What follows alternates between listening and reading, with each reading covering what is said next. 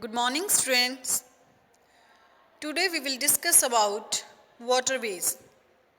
In the previous class videos, we have studied different ways of traveling such as roadways and railways. Today we are going to learn about waterways. The water bodies such as seas, rivers and lakes over which means of water transport can travel are called waterways. Waterways are one of the oldest means of transport. Men began using water as a means of transport by sailing in rafts and small boats. Later on, with the invention of steam and diesel engines, big ships were built. Ships helped in the trade between continents. Today, large-scale export and import of goods like cotton, rubber, crude oil, food grains, metals and ores is carried through ships. Waterways are of two types, inland and oceanic. Inland waterways are used for traveling within the country. Oceanic waterways are used for traveling outside the countries.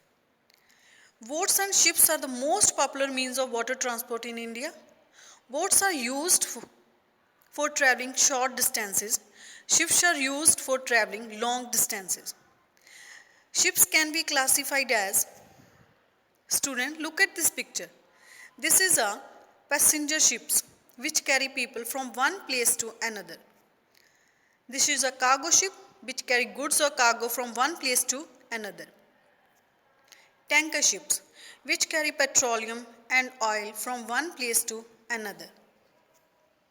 Now we will discuss about airways. The means of air transport are used to carry people and goods from one place to another in very less time. It is the fastest and the expensive means of transport. Airlines are of two types, domestic and international.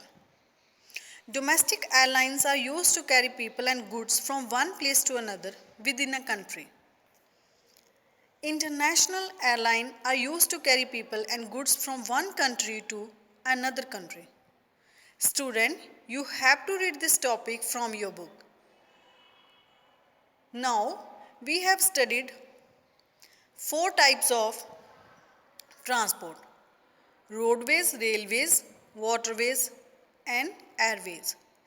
So listen and watch this video carefully. Thank you.